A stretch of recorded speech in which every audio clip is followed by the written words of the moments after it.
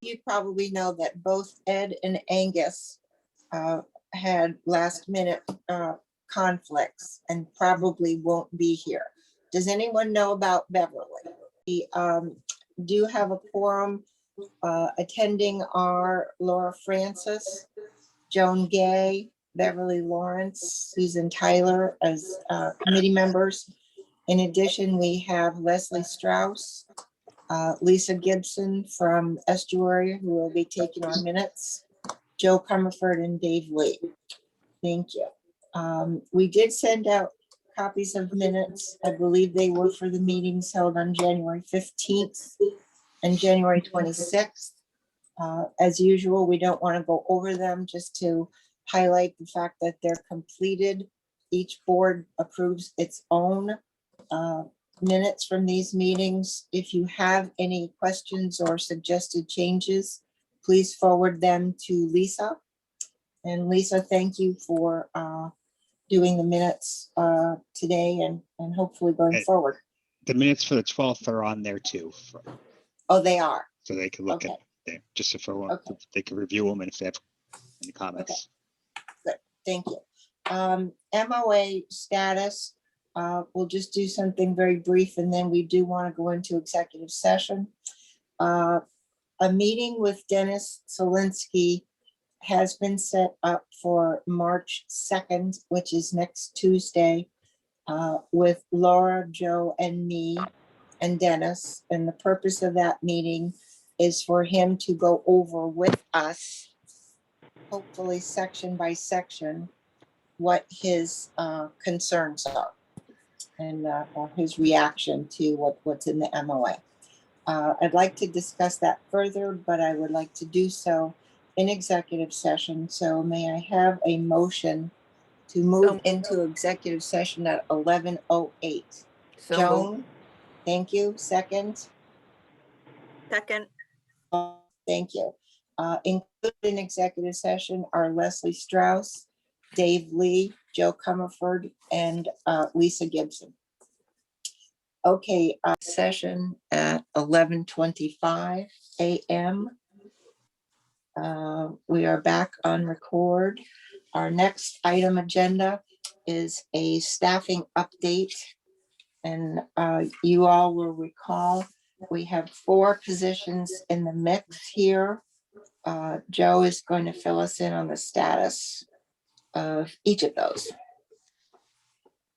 Okay, so I'll start with the ones that are funded. So our maintenance director, we have hired somebody. He will begin on April 1st. So we're very excited to get that position filled. The special projects manager, we've hired there. They'll begin on March 8th. And we have hired the special we project. have, yep, we just got that filled. And can you, who is that? Can you tell us? Yep. So we end up going with Chris. We did get Chris Dennison. We did get other applications. We did a bunch of interviews. Okay. But you know, should explain to Beverly and Laura if they don't know. Yeah, Laura might have even met her before. But yeah. So Chris worked for us in the past. Yep. And she left to go to another opportunity and wanted to come back for this role, and it kind of worked well for when she plans to end, kind of retire. So it will get her through to retirement, and yeah, she seemed really excited. She understood all the things we were planning on. She already had ideas, in the interview. And what's her start date again, Joe? Next Monday, March 8th. Oh, all right. Yeah. Yeah, the maintenance is a little longer. He wanted to give a lot of notice to he currently works at, he gave his notice. So he currently works at Condot, and in the highway maintenance side. And he had told us in the interview that if we selected him, he wanted to kind of get through winter for them, because obviously winter is a very busy time. And that's very respectable that he was concerned about his current employer. So we had no issue with that. Of course, we'd like the same courtesy if he ever leaves us. So And we did interviews last week, a lot of interviews last week on the HR position. And kind of have two finalist candidates. Well, I won't talk too much details in the interviews in public session, but and then we are doing interviews for the procurement position next week. Now, neither of those are funded, so we just had decided to start the process so we could have people selected and ready to go. But I haven't been rushing any of those because we don't have money yet. So we have the interview scheduled. I think it's 4 or 5 interviews scheduled for next week for the procurement position. So we can't, we can't make an offer on either one of those yet because we don't have. Do you have a candidate in mind for the HR? I think got down to 2. Okay. There were 2 that did pretty well, that did that interviewed well, that we think are qualified. One's got, they have different backgrounds. Okay. So. All righty. Has Dennis said anything to you recently about where these TODs might be? He would talk to us about it at the meeting. He wants to meet with us, and then sounded like, after this meeting, supposedly it will happen. Okay. So all right. we definitely should make sure we press for it. Absolutely. Well, there's it's not just these 2 positions, but we have a situation in both districts where a number of people are doing more than their current job. They're not being compensated for it. They're having to pick up the slack because of what other people have had to take on. And until this MOA is signed, it's going to be very difficult to create an organization structure that equitably and fairly compensates people for the work they're doing.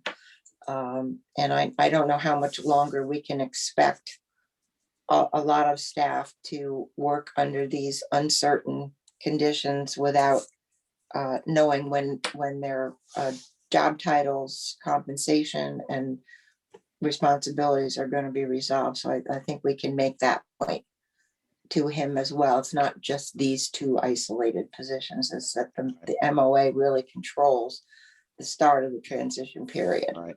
And then one of the things we've discussed on the side is, as soon as these positions are done, there's more positions we need to start pushing them for, particularly like supervisory staff, because as soon as we get all these people hired, we really these people are getting higher than we initially thought. So we're gonna have to accelerate the move of staff up to Middletown, because we can't hire all these brand new people and then just throw them in Middletown and say, get to work. We gotta have to be there to work with them. So that means, like myself and Helena move up earlier than we thought, which means we leave Vestry without many staff down here. And Margaret's going to need at least those extra operating staff that were planned in the study to assist with the operations down here. We're going to need to get them on earlier too, as we have less people down here to help with operations. Okay. Anything else on staffing, Joe? No, that's it. Okay. Anybody else have any questions or comments on staffing? Okay. Discussion of bylaws. I have a question for people. We're missing, 2 of our 6 folks, and there is a lot of material to go over. Should we have a discussion on the quorum issue now, or defer that to later, and then maybe for now just deal with some of the more mundane isn't the right word, but routine matters in the bylaws? What do agree. people think is the best use of everyone's time? Yeah, I think we should the- just go through the stuff that may not be controversial at all, but any of the topics that we think would require discussion and participation by everybody, I think we should wait for everybody to be present. I agree. Okay, Beverly? Yes. Okay, so we will defer the material on the quorum because that is a very significant issue.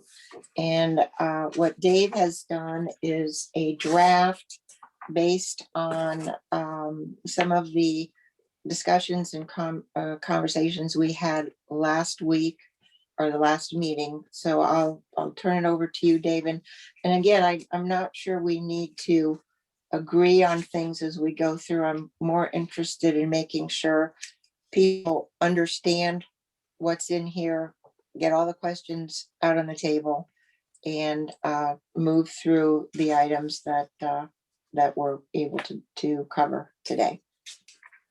Did everyone get a copy of the draft bylaws? Yes, Okay. I also, Maybe you put could that- share your screen if you want, Dave, or I could share it. Why don't you Yeah. do it? Because I don't have it teed up on. Okay. Well, just to go, we can start at the beginning. With both sets of bylaws had a name. In this case, I think it makes sense to use what Estuary has done, which is not only to give the name, but also the member municipalities. And the word municipality is shot through this draft now instead of the word town. They were used synonymously, but I think the sense is that the proper term are member municipalities. Under authorization, both Excuse me, Dave. Yeah, Excuse me. Going back to listing the towns, if we list the towns, that means that every time a new town joins, we will have to change the bylaws. that's right. But the process to add a town is the same as the process to amend the bylaws. So when the new board votes to add a town, they can make as part of that motion that the bylaws are updated to include its name. Or you don't have to. Middletown never listed the towns. It just is a simple way of identifying who the member municipalities are on day one when the bylaws take effect. The authorization is under Chapter 103A of the general statutes. Everyone agreed with that.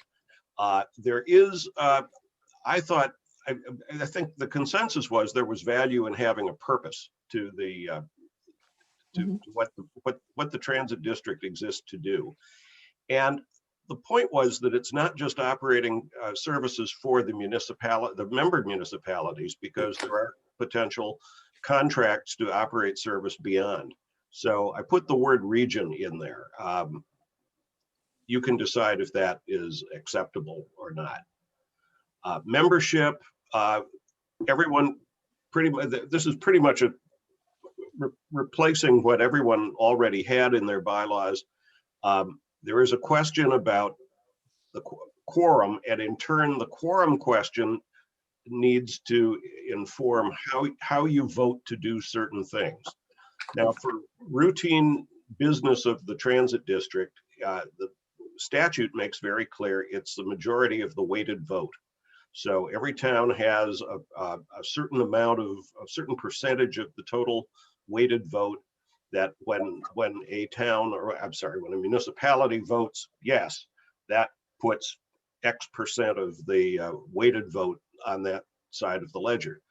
The question is whether you use just weighted vote.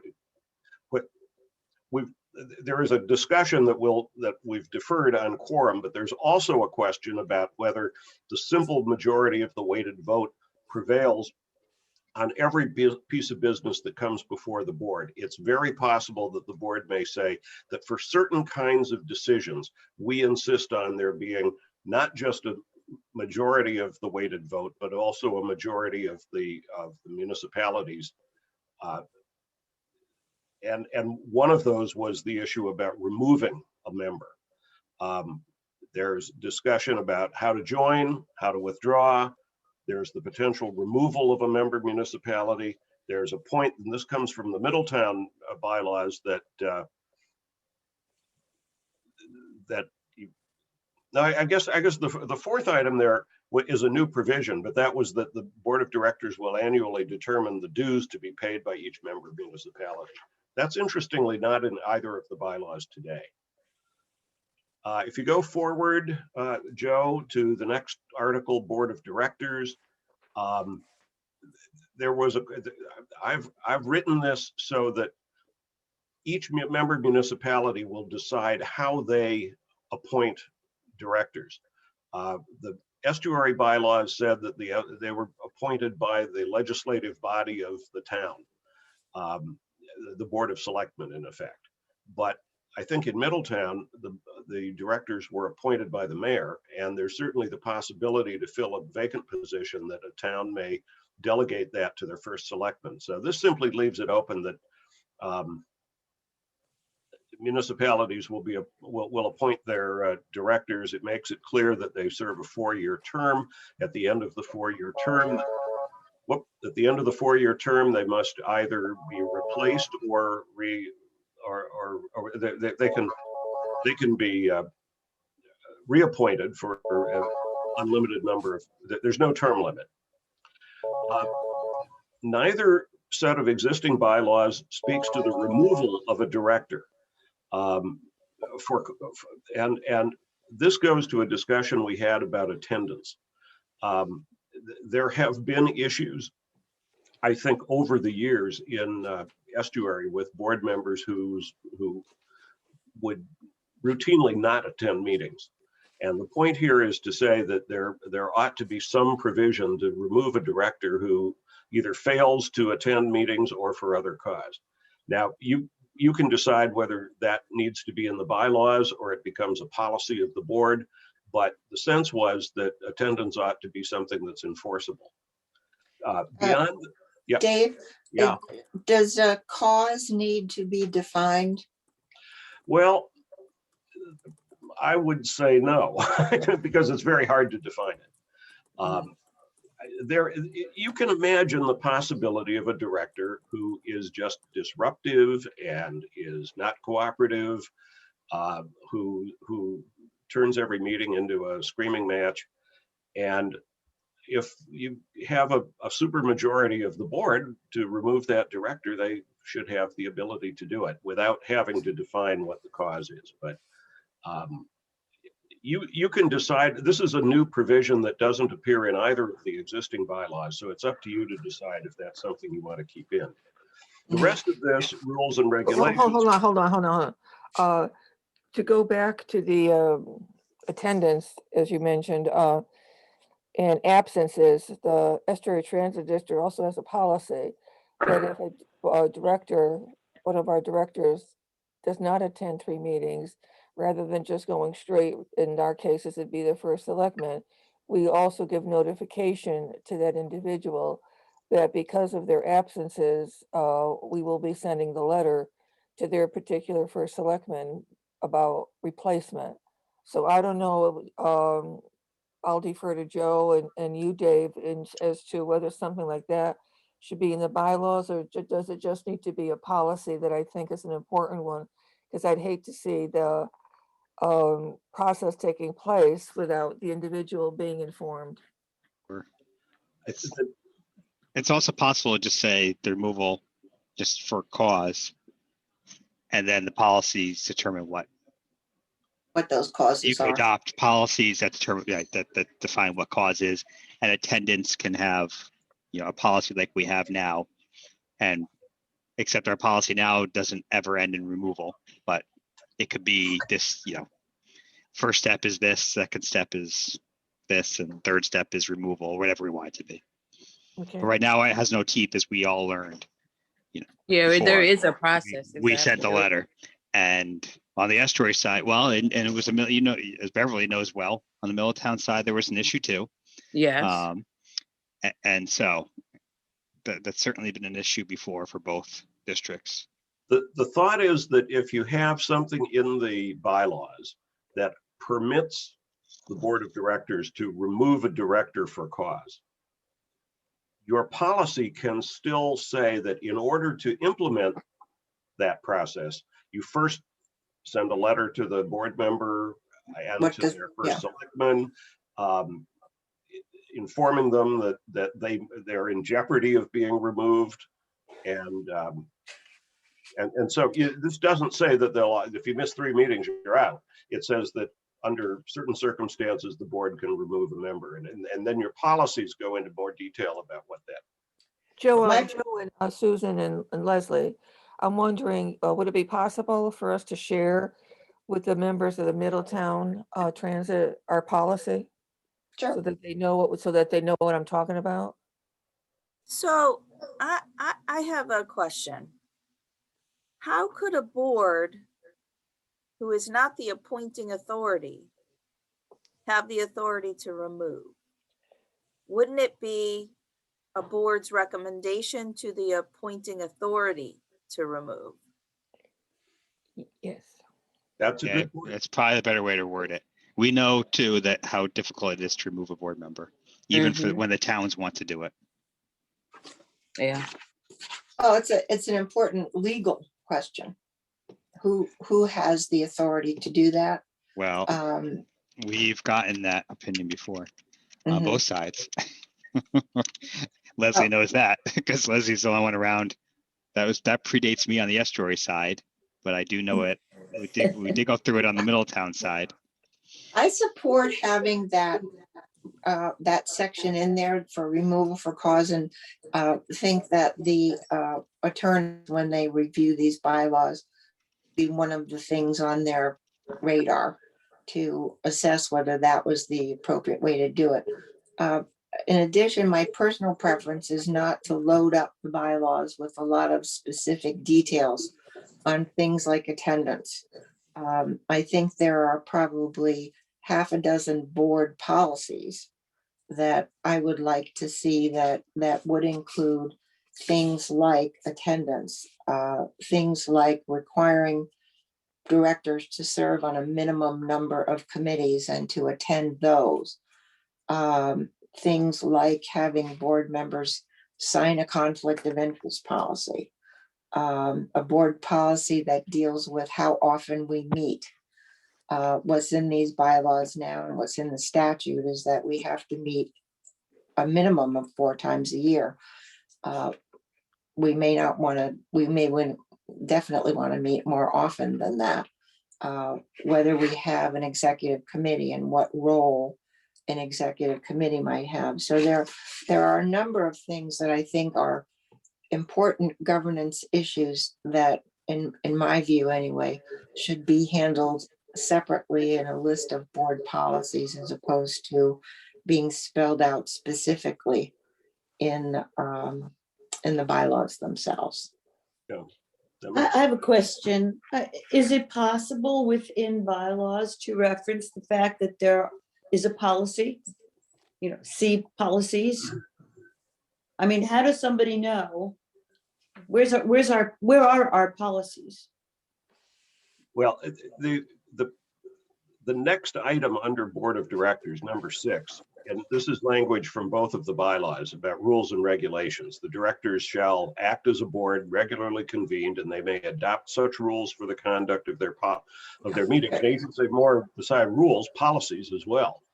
But the whole idea there in both sets of bylaws that the board, one of the board functions is to establish rules and policies that govern the management of the transit district, as long as they're consistent with the bylaws and the state statute. So should the rules and regulations include the word policies somewhere? That's I think fine. it should. Yep, that's fine. Yep.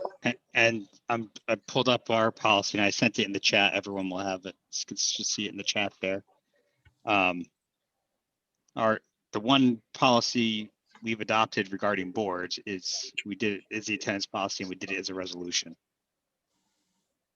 And How about the policies in Middletown for the Middletown board? Do they have a number of policies? Mm-mm.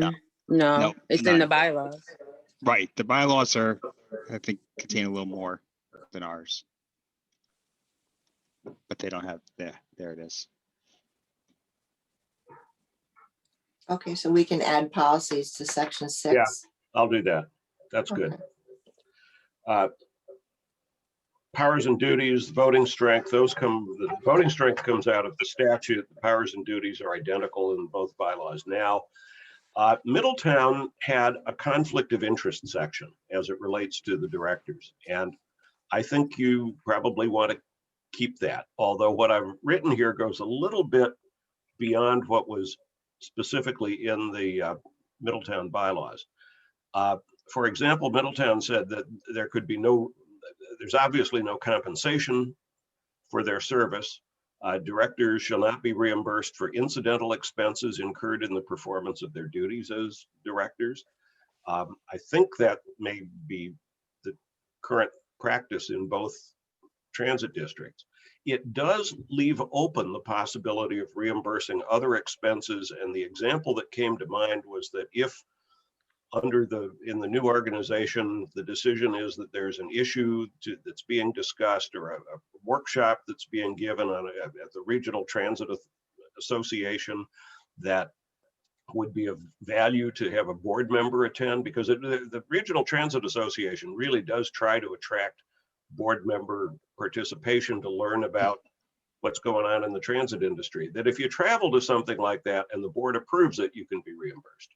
But otherwise, there needs to be a very strong conflict of interest prohibition. And your idea of a policy that requires board members to sign a conflict of interest document is very common for board members in public agencies. It's very common. I'm on a board for the rideshare company, and we have to sign that every year. It's very detailed, developed by legal counsel, so that everybody's on board saying, I swear that I don't have a financial interest in who we contract with, and I will not do anything to be construed even as representing a conflict of interest. Yeah. The one thing I would throw out for discussion on this number 9 here, with regard to reimbursement of other expenses, must be approved by the full board of directors. I would suggest just changing that to the chairperson. Having the full board vote on things like that. If the chairperson doesn't have the good judgment to know what's reimbursable and isn't, then. Well, the only problem is going to be most of the time it's going to be the chairman. Yeah. Yeah, Or the if it were somebody committee. if it were somebody traveling, it's probably the chairman. Or So the they'd be executive approved. committee. Right. No, So they'd be approving themselves. would be the Exactly. problem. So the executive committee. Right. So it had to be something like Beverly suggesting, something Of more than the executive chairman. committee. Isn't that what Beverly said? Yeah, that's what Beverly's saying. Okay. Oh, and, I had a Or question you can about the say by the secretary. excuse me, Beverly, you could say by the appropriate committee.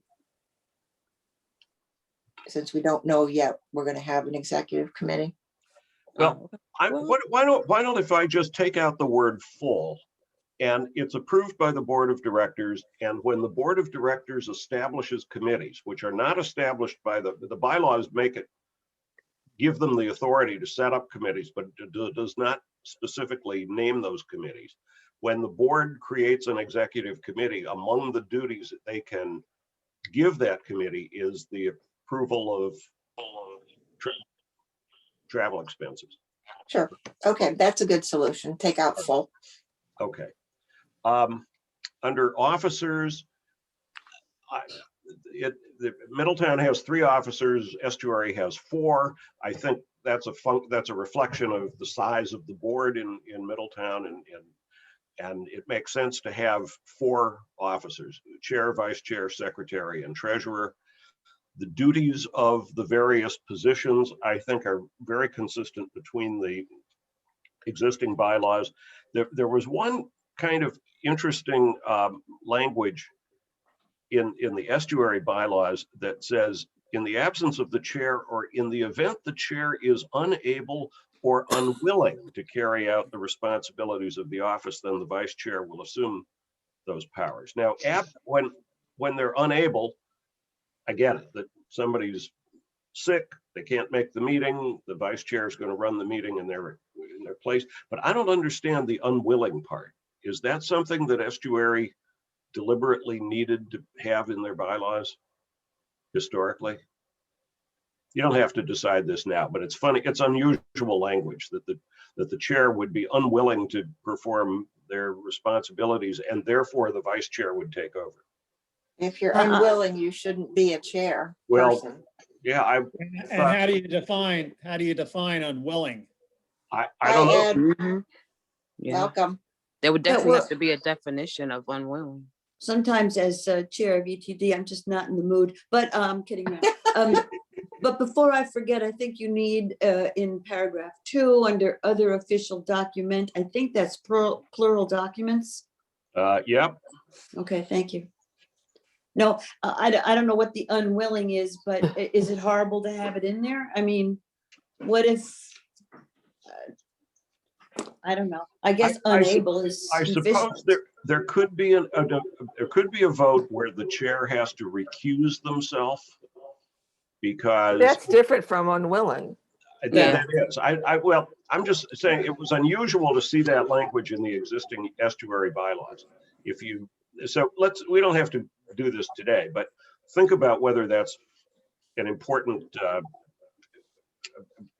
to keep or whether unable is sufficient, because clearly unable applies when you have a meeting and the chair can't make it, or the chair is sick, or the chair is out of town, then the vice chair takes over, and that all makes sense. Yes, and that's in Robert's rules anyways. Yeah, okay.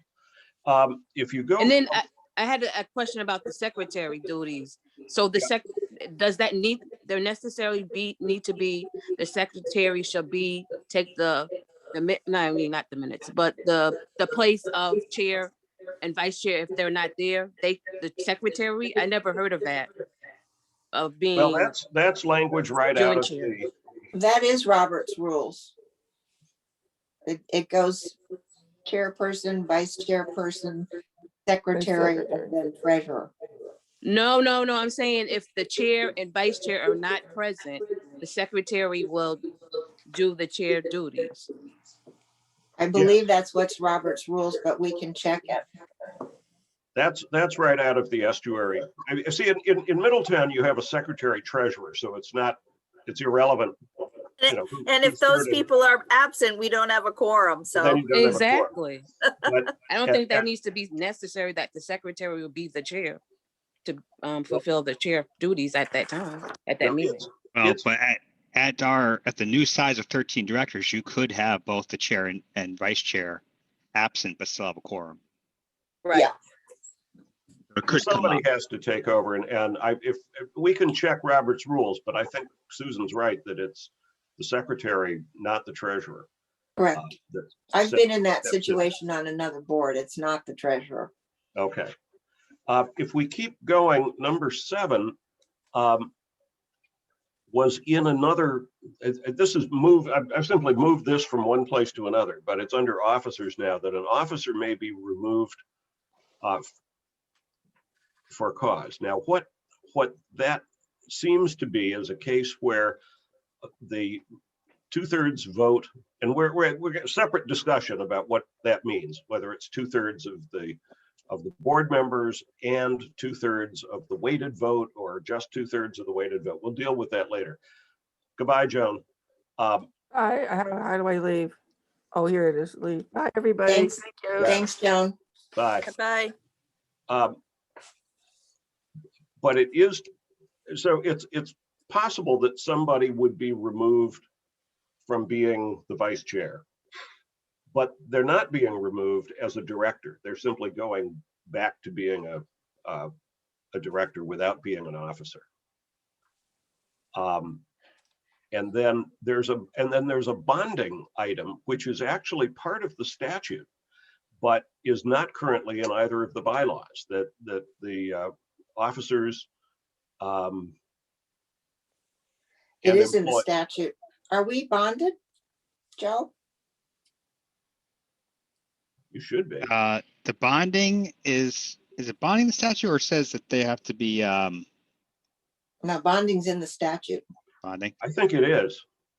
Yeah, it is. So we don't have a bond. We have a crime policy. Bonds are kind of old school. They don't really do bonds much anymore. Because Oh. bonds means you, well, it covers the difference between our insurer.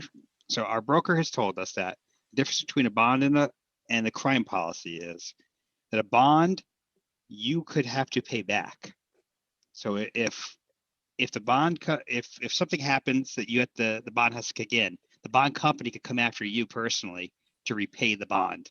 Because the bond, it's just like a bail bond. Like you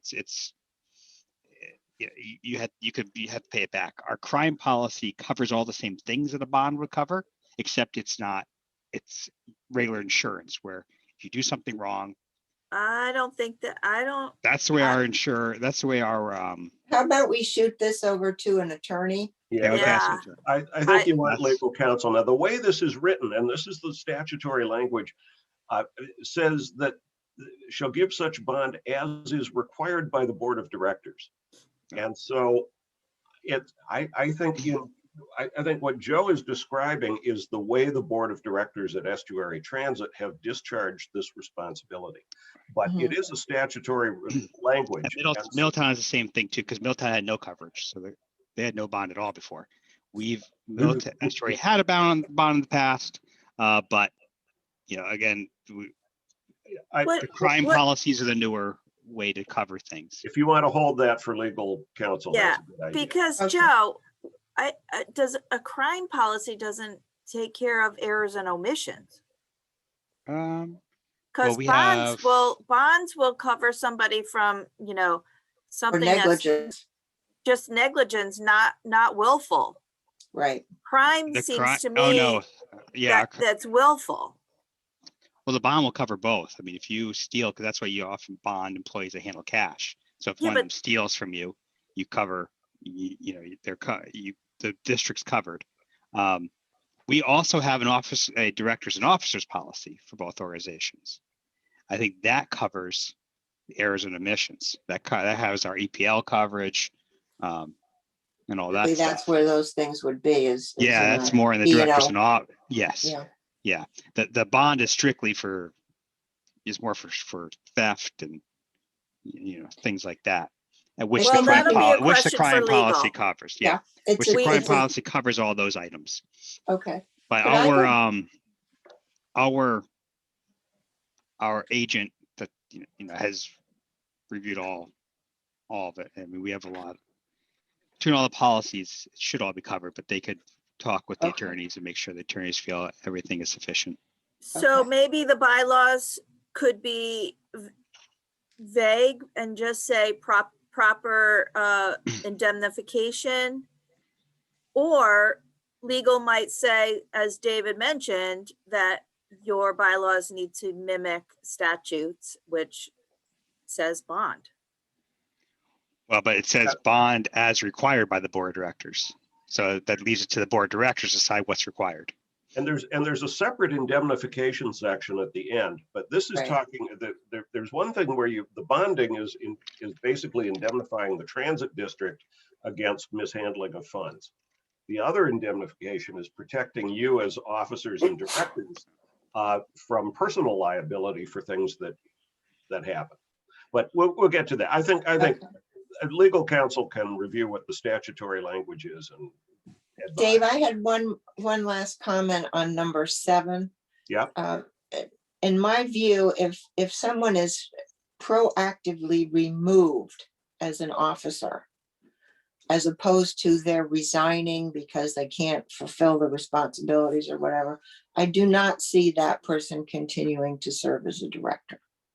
Well, interestingly, that goes to the question raised earlier, that directors are appointed by their municipality. Can the board thwart the appointment process by removing from the board an individual that's been duly appointed? And I think that's that was a fair point, that legally, it may well be that the board does not have the authority to basically unappoint a director. Under the current statute. Go ahead. Under the current statute, I don't think we do. If you're based on everything that both districts have gotten the same opinions from different attorneys that you could not remove a director. It happened in Middletown, it happened in Estuary. There was a proposed revision to the statute a couple of years ago. It was the Middletown revision that was going to allow the legislative body to remove directors, but it never passed. I was just looking at the current, it's not in the current statute. Okay. So there is no way right now to remove a director. All right, we're talking now about Seek out removing. their voluntary removal. That's what has happened every time. Self-remove themselves. Yeah. Yeah. And it eventually worked in Middletown, and eventually worked in Estuary when it was an issue. Joe, number- did that bill get reintroduced? I think No. it didn't get passed because It didn't the get passed. legislature shut down. Yeah, right. It wasn't like voted down. I just don't think it ever got to a vote. So was it reintroduced? This This year? year? No, I have no. No. Oh, this is a different issue though, in number 7. That's not the Right. removal of the No, they're director. different issues, but It's a you know, I removal mean- of the officer. right. Okay. Right. So you Well, probably want to give yourself both just in case the statute does change. You'd have the right to remove if that ever became allowable. But since currently it's not allowable, you'd want at least the ability to remove them as an officer. right, okay. I'm mindful of the time. Is everyone okay to keep going if we go fast? Yeah, what are time commitments? Well, yeah, I was supposed to get on to another meeting, but let's You want- keep going. Okay, You want- well, we've got plenty of time to revisit this. I think if Dennis Zelensky is worried about bylaws, you can at least assure him that we're pretty far along in developing them, but Right. and a lot of these are decisions you don't need to make right away. Article 6 is- Let's do another 10 or 15 minutes. Okay, Article 6 is election, and the only thing I added here was that officers may be reelected to subsequent annual terms without limit. There are no term limits, but this is the same election process that you have in both sets of bylaws. Now, for meetings, I think Susan already alluded to this. The statute only requires 4 meetings a year. You get to decide how many you want to meet. My guess is that the new board will want to meet frequently, monthly, but this simply mimics what's in the statute, and then the board can make a decision when to meet. You could also have special meetings. Both bylaws provide for special meetings. This is the estuary language. Middletown required 24 hours notice and did not require town clerks or secretary of the state to be notified. Estuary, I think that may be a requirement though. If you call a special meeting, you do have to notify the municipalities. So It's 24 hours, and you don't have to do this. We can take out the Secretary of State. They don't take minutes. That's all local. oh, all They right. don't take. They only take our regular meetings. That is filed with the state. Special meetings are not filed with the state. They're following with your town. And you just as soon keep it at 24 hours? I think 24 is better because Okay. often. Well, that estuary has 36. Yeah. Middleton has 24. 24 is FOI rules. Yeah, Okay. We could do The, 3. That way we could, if we have more notice, we do it. But Exactly. sometimes we Okay. might need to make a meeting tomorrow if there's something really urgent. Okay, that's good. The annual meeting, you'll have to decide when to hold it. That's a decision you'll make David? further down. Yeah, Go back, please. I think you need to capitalize special meeting. There you go. oh, I can do that. Thank you. S&M. Participation by telephone or electronic means. This was in the Middletown bylaws, but not estuaries. I think one thing we've learned is that in the pandemic, you may have board meetings where everybody is virtual, as we're doing here. So limiting the number of people who can participate electronically is probably not necessary. There was a question in my mind about whether the chair has to give prior approval. Susan, if you're talking, I can't hear you. Prior approval of, Well, that's language that's in the Middletown bylaws now that says that if you want to, that Middletown had two caveats. You can participate electronically, but only two board members can participate electronically. And I took out that limit because we're having meetings now where everybody is virtual. yeah, exactly. Yeah. But the other was the last sentence that says a director wishing to participate electronically shall obtain approval by the chair prior to the meeting. I mean, in this day and age, I think we've discovered that's unnecessary. Mm-hmm. Well, we are a public agency. We're not going to be able to go against public meeting, the laws governing public meetings. And quite honestly, we don't know yet how that's going to flush out. There's a couple of bills in front of the legislature right now to address hybrid meetings, et cetera. Should we leave it in for now? But I don't see the advantage to leaving it in. I don't understand why the chair would need to approve somebody coming in electronically. It'll give prior The notice, number give of, notice. I would say the number of directors, that should not be limited, and also there should be no approval by the chair. So No, that sentence should go. Yes. Yeah, but out of courtesy, give notice to everyone, probably, most likely. If you can't, because as Ed did and as Angus said that they can't come or they have to be by phone. So, and that was by courtesy. yeah, but I think it's the courtesy is extended just to say, hey, I won't be able to make the meeting, period, regardless of whether it's in person or electronic. I think this whole sentence is irrelevant at this point in time. Well, we would need to know, and we've always known in the past. I mean, we need to know to set up the conference phone or set up a Zoom meeting, but the approval, no. It's just We can tweak it, but it's a fair question how a meeting that is totally virtual is accessible to the public. Public. well, Look, it's not in the future. I don't think we should spend a lot of time on this because we have to wait to see what the requirements are going to be post April 19th when the governor's executive orders expire. As of now, if they expire on April 19th, we go back to having to follow all public meeting laws, which means, we have to start meeting in person. Right. And we have to start noticing them Yeah. as we used to. I think you're right, Laura. Let's defer Let's discussion table on this one. Yeah. Item 6 is the quorum, which we're going to revisit when we have more time. Under voting, I've floated the idea, and this is again, this should be deferred for the later discussion, but should there maybe be a different kind of vote required for major decisions that the board makes as opposed to routine things? If you're adopting the minutes of the last meeting or you're authorizing Joe to sign a document, that's clearly a weighted vote majority. The question was, if you are adopting the budget, hiring an executive director, adopting major service changes that trigger a Title VI analysis, blah, blah, blah, should there be a supermajority requirement? And that's for you all to decide and discuss. We'll defer that for now. Middletown does not have a provision for committees.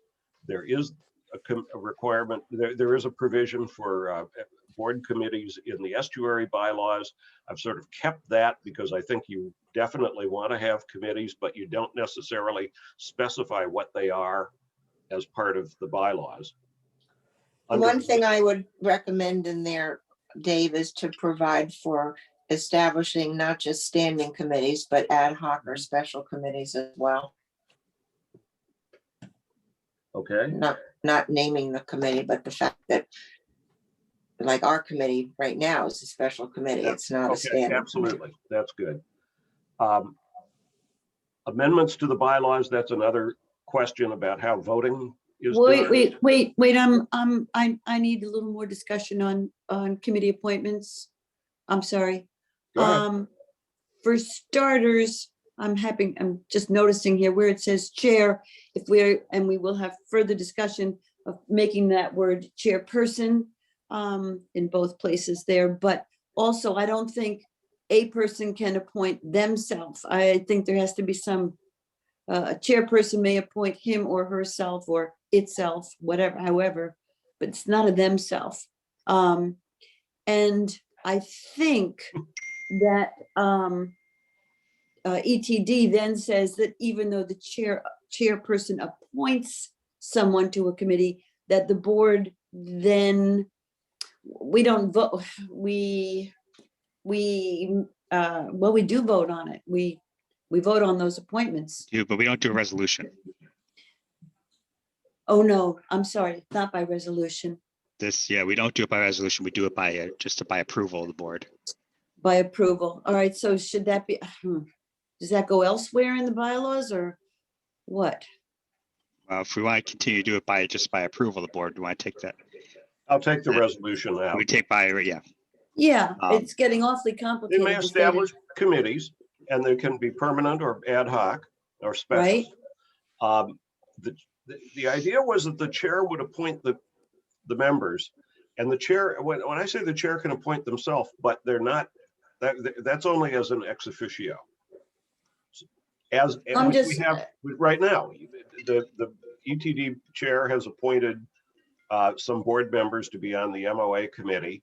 And I think you have appointed yourself, Leslie, to be an ex officio member of this committee. Yeah, I'm not. Grammar. I'm questioning the grammar of appoint themselves, not the ability to appoint it person self. There's got to be another way of Okay, saying. let's I have- worry I about, have, yeah, let's worry we can, about the grammar yeah, we later. can do the grammar later. And it's a struggle about whether you say him and her or himself or herself. Right, or come back to it. Okay. Amendments to the bylaws, that goes again to the question of supermajority vote. Staff, I think there's nothing, the next two articles, staff and fiscal management, there really weren't any things that were extraordinary there. The auditing procedures section under fiscal management, I think comes from the Middletown bylaws. But this is all pretty straightforward. It does, it does say that, the board will employ an executive director, and they will determine the compensation, qualifications, duties, and responsibilities of the executive director and shall select the individual. But it does add a sentence to accommodate what is the current practice. The executive director may be hired directly by the board of directors or provided under a management services contract. That's what you have now. The board will then approve a staffing plan, and the staffing plan will say who are the positions that are employees of this organization and what is their compensation, duties, and responsibilities will be determined. Do we have that provision now, Dave, in either bylaws that we approve a staffing plan?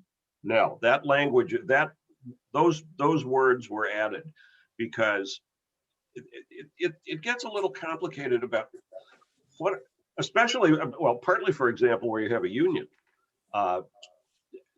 The board cannot set the compensation for union employees. That's done Okay. through bargaining. Reimbursement of expenses, that goes to the issue of the board will, when Joe incurs expenses traveling to a meeting, that can be reimbursed at the board's discretion. Fiscal management is pretty straightforward from the existing bylaws. And then the last article is indemnification, and that's the one where I've said all along, neither the Middletown nor the estuary bylaws really say what you want them to say. Legal counsel ought to write this Okay. section. All What right. you're trying to do is protect yourselves and other employees from personal liability, except when it's their misconduct that caused the liability to occur. All righty. Okay, I think that's a very good overview of where we are. We will return at our next meeting to the quorum issue And whether we count directors or municipalities or weighted votes or a supermajority versus a simple majority. And so I think we're moving on to the next agenda item, which is next steps. They include, a meeting with Dennis Zielinski will occur on March 2nd. We've agreed to have another board committee meeting on Friday, March 5th at 11 a.m. to brief the full committee on Dennis's comments and requests for changes. We will continue the bylaws discussion, and we will also be looking at a shared services agreement between the two districts that our attorney has begun to develop, if we have time to do that. Next meeting is at this point, March 5th at 11 a.m. Ed, we added that while you were gone to try to give us some time to react more quickly to DOT's concern. We will still have the regularly scheduled meeting on March 12th as well. Okay, that's fine. Thank you. Okay, is there any other old business? No, but I do, Joe and Susan, do you think an hour to allocate for that meeting on Tuesday is enough?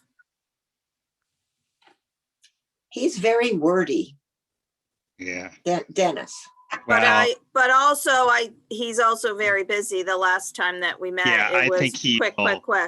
yeah, I don't think he's gonna give us more than an hour. I think that's all we got on the schedule. Okay, well, I tell you what, we'll do an hour, and if we need more, we'll. Well, I have Well- another meeting at noon. That's why I'm asking. I don't think he'll go beyond. Okay, He usually has a pretty tight schedule. Okay, all righty. Any other old business? Any new business? Okay, may I have a motion to adjourn? so moved. Moved. Laura and Ed, Second. thank you. Ed. All righty. Thank you, everyone. We will see you a week from today, hopefully with some good news. Have a great weekend. I'm, Bye-bye. I'm sending You all. everyone the Bye, everyone. invite now. Take care. Bye-bye. Bye.